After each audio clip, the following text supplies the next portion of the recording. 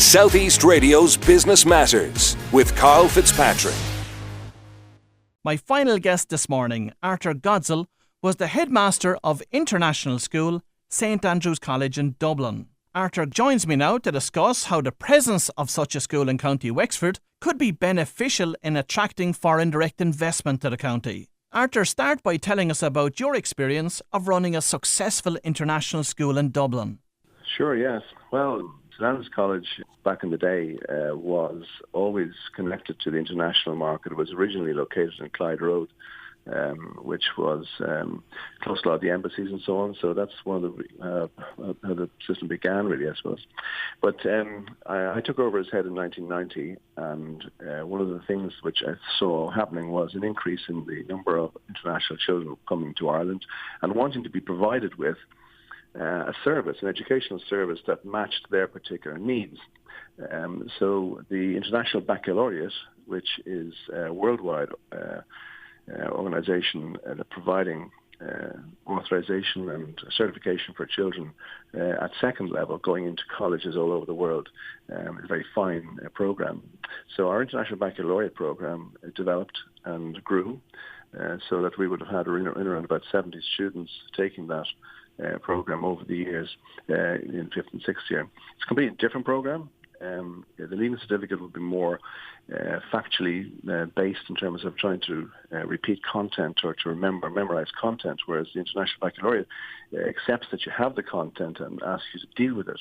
So it's more suitable for third level. In fact, the International Baccalaureate would have had a far greater success rate at third level than the leaving certificate. So we're accredited by the New England Association of Schools and Colleges and by the European Council of International Schools. It's certainly a very good marketing tool because parents are very, very comfortable sending their children to schools that have international accreditation. Now, Arthur, here in County Wexford, we're on a journey of trying to attract foreign direct investment into the county. How important do you think it is for us to have an international school to do so?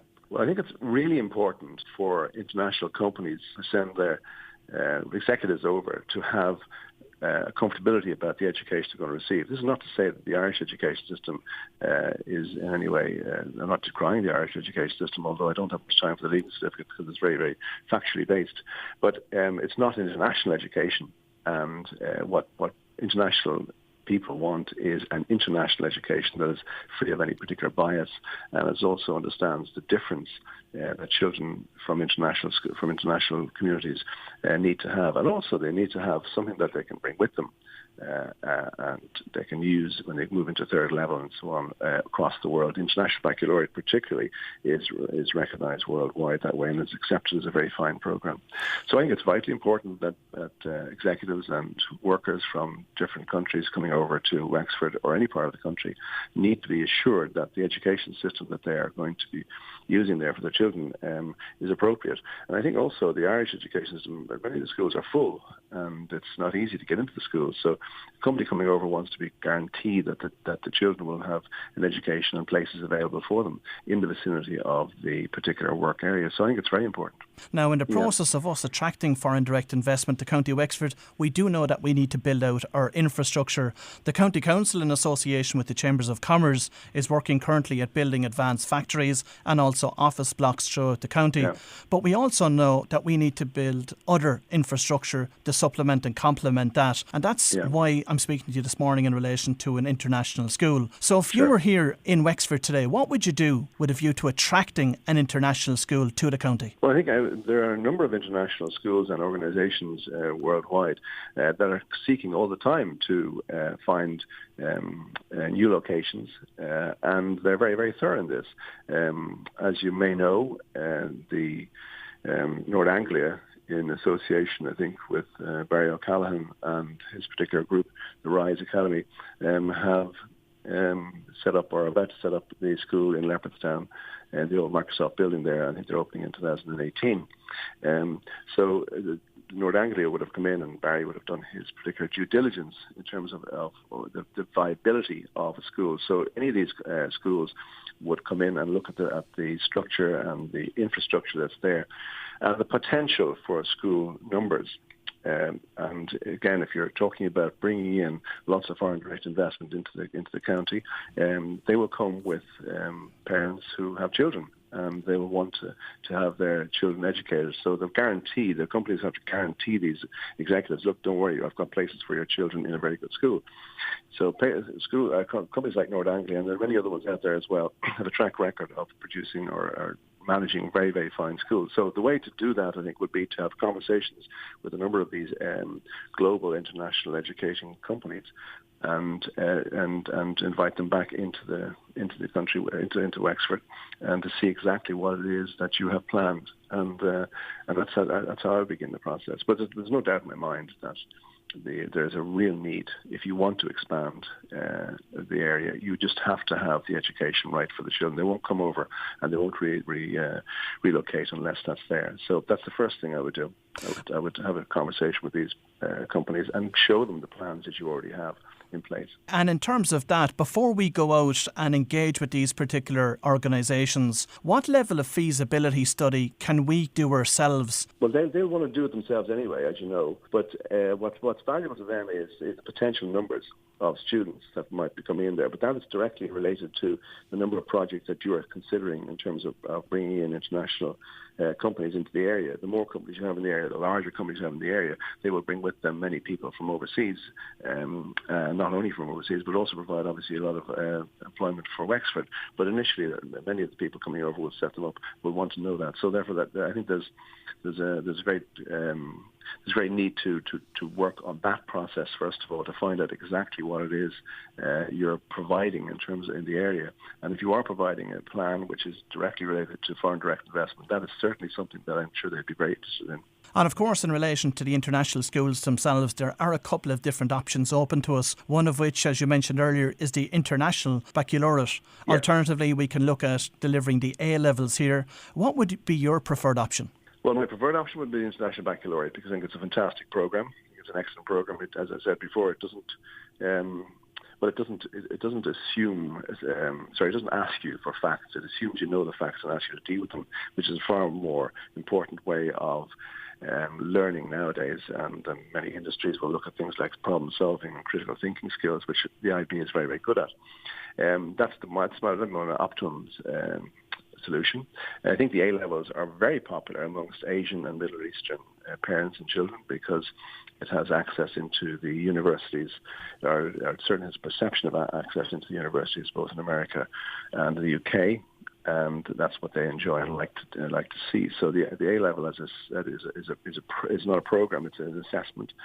Whereas the International Baccalaureate is a program, so it's more involved in setting up that. But they're the two international ones which are up there. In fact, if I was to look at the fastest growing program in the world is the IB, but it's coming from a lower base. Whereas the most popular program in the world at the moment is the A-level system, the English National Curriculum.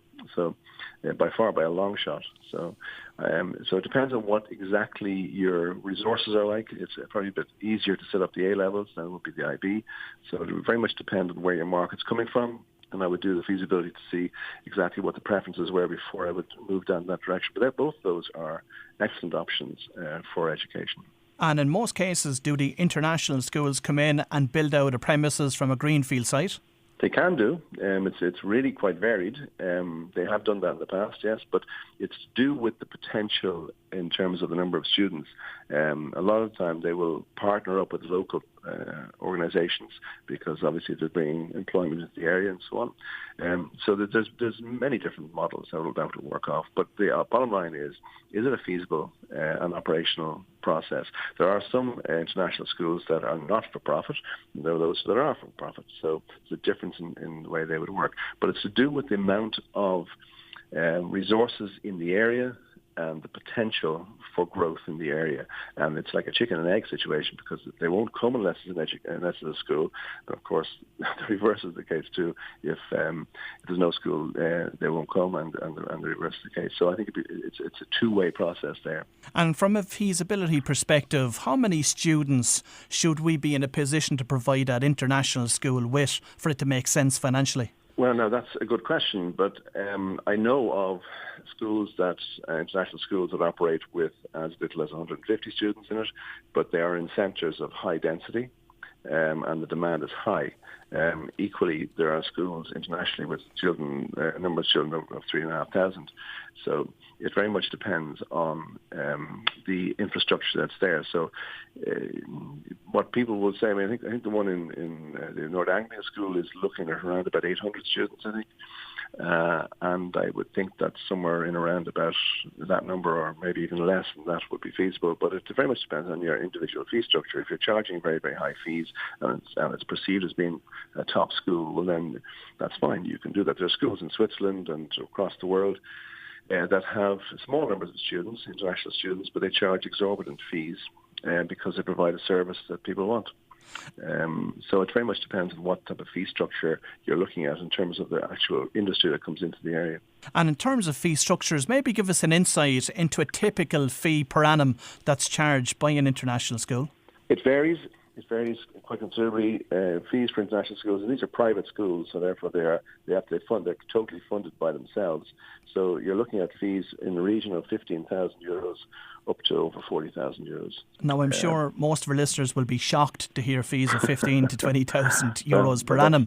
But I suppose absolutely. One thing that I want to make clear here, and you can confirm this for me, is that in most cases, the companies themselves, those foreign direct investment companies, will actually cover those costs for the employees' children to go to the schools.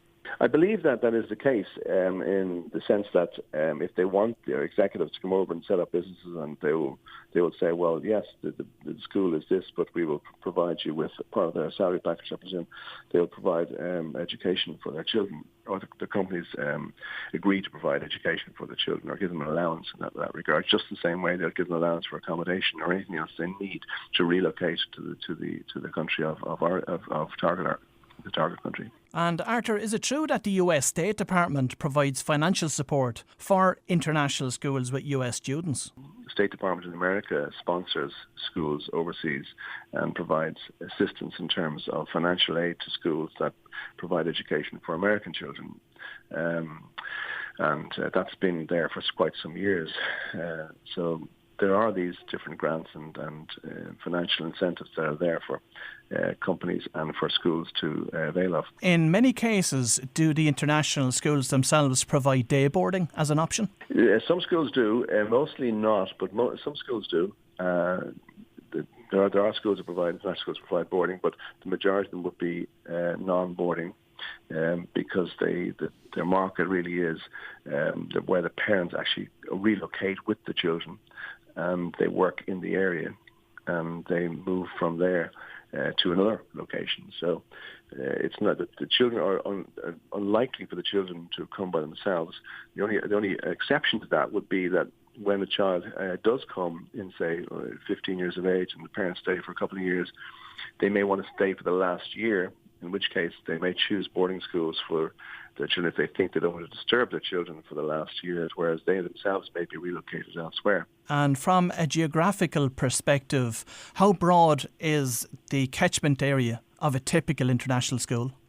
It's quite incredible. I mean, if you go into most international schools, one of the first things you will see is a map of the world in the reception area.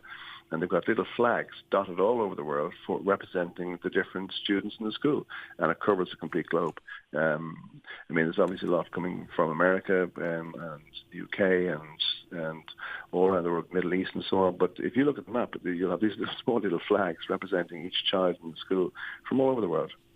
So it's quite right. In Andrews we had about 66 nationalities, but some schools can boast up over 100 nationalities that they would look after, and some schools will have, for instance, in a local area. In Andrews we had about 80% of a little under 80% of our children were Irish, a little over 20% were international.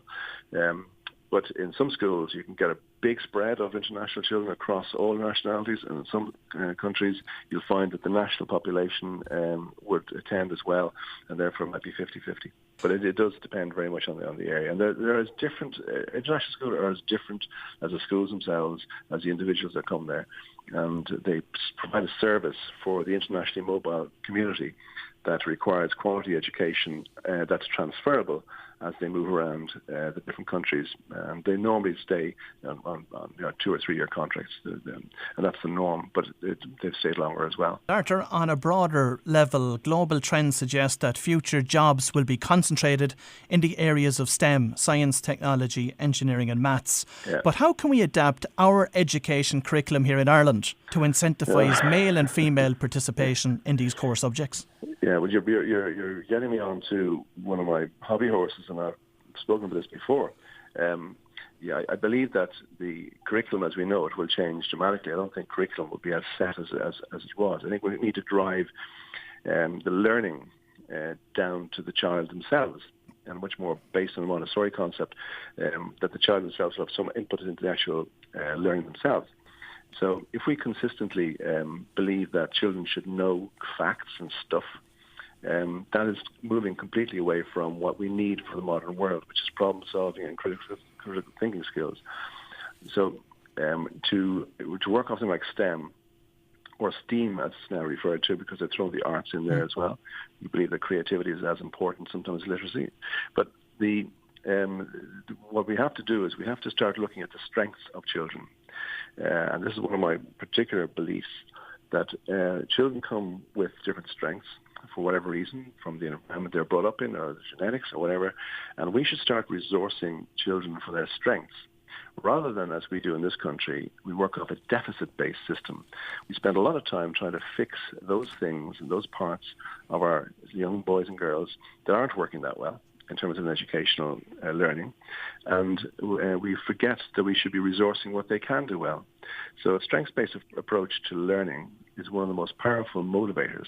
I mean, children who are interested in science and the STEM subjects, we should be giving them more of that and less of the other areas to encourage them, because that's what motivates them, that's what they enjoy doing, that's what they have a particular bent for at this time in their lives. Doesn't mean they can't do something else later on, or might take anything up if they want to. But at this moment in time in their lives, at that time, we should resource what they're able to do. It's highly motivating, and so if you want to expand the STEM subjects or the STEAM subjects, what we need to do is we need to look at those children who have shown some evidence of interest or ability in this area, and we should resource those children more so than we resource the other aspects of the curriculum. And by doing that, then there'll be children too who'll be very, very creative, and we should resource that side of things. And so we resource what they already can do. And there's only about half a dozen areas really that you can look at in terms of, sports and physical and kinesthetic abilities. You look at creative abilities, you look at maths, you look at languages, you look at different things. And if we were to group our students into those areas and try to at least to focus on those particular strengths they have, I think we'd have a far better result from those subjects you just mentioned, which is STEAM. Southeast Radio's Business Matters with Karl Fitzpatrick.